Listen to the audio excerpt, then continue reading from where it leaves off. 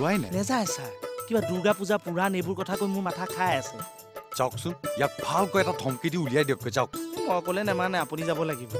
আৰু থানালৈ এদিন আহি পেলাই দেখোন এঠা লগা দি লাগিল তাকেইতো ইয়াৰ ব্যৱস্থা এটা কৰিব লাগিব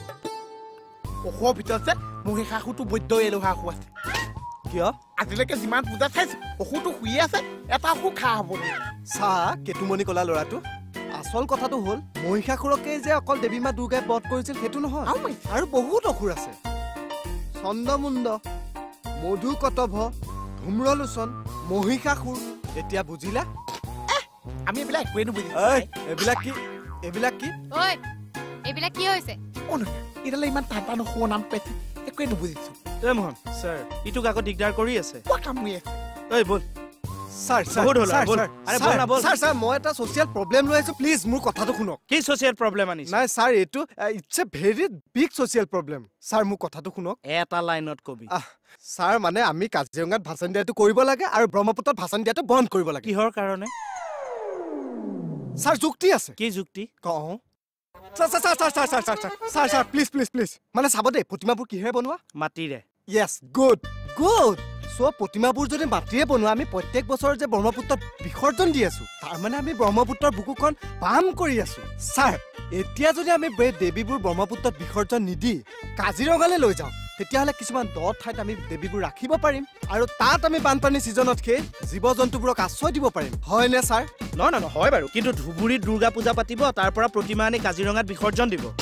ছাৰ আমি তাৰ কাৰণে চেল্টাৰ বনাব লাগিব আমি বিভিন্ন ৰাজ্যৰ পৰা প্ৰতিমাবোৰ আনি এঠাইত ৰাখিব লাগিব আৰু সেইখিনি নি আমি কাজিৰঙাত থ'ব লাগিব তেতিয়া বানপানী ছিজনত সেই জীৱ জন্তু তেতিয়া বানপানী ছিজনত কাজিৰঙাত থকা জীৱ জন্তুবোৰে সেই ওখ ঢিপবোৰত থাকিব পাৰিব ছাৰ মই কথাটো এতিয়া আপোনালোকক দৃষ্টিগোচৰ কৰিলোঁ আপোনালোকে ভাবি চাব এতিয়া মই আহোঁ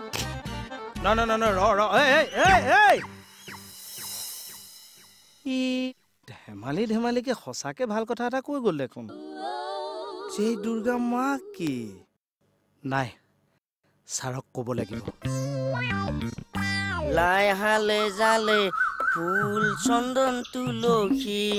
আবেলি বতাহে ফুল চন্দন তুলসী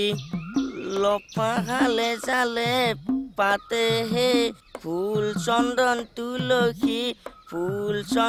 তুলসী পৰিলে নবৰিল ৰাধা তোমাৰ কলচী কি হ'ল আজিকালি মুখৰ পৰা বিয়া নাম একেবাৰে নোযোৱাই হৈছে যে এনেই গাইছো এনেই নহয় আগতেতো তোৰ মুখত কোনোদিনে এনেকুৱা শুনা নাই আজিনো কি মন গ'ল গাইছো আৰু এনেই তইনো একেটা কথাকে কিয় পেঘেনিয়াই থাকা আচল কথাটো ক'বলৈ লাজ কৰিছ মানে কি আচল কথা কিয় বিয়াৰ কথাটো যে পাতিছিলো এতিয়াও মানে গাত বিয়া লাগিয়ে আছে নহয় এইবিলাক হয় দে ইমান একে লাজ কৰি দেখুৱাব নালাগে মইতো ছোৱালী চোৱা আৰম্ভ কৰিছোৱে ছোৱালী পচন্দ হলে ধুমধামেৰে তোৰ বিয়াখন পাতি দিম কি যে কথাবিলাক তই কৈ থকা নহয়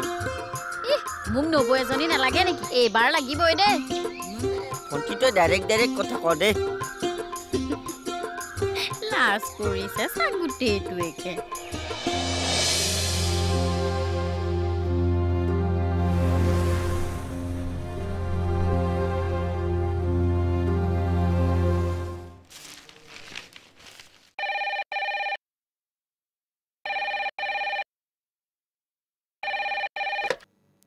হেল্ল' বেহাৰবাৰী আউটপোষ্ট হয় কি হৈছে ভালকৈ কওকচোন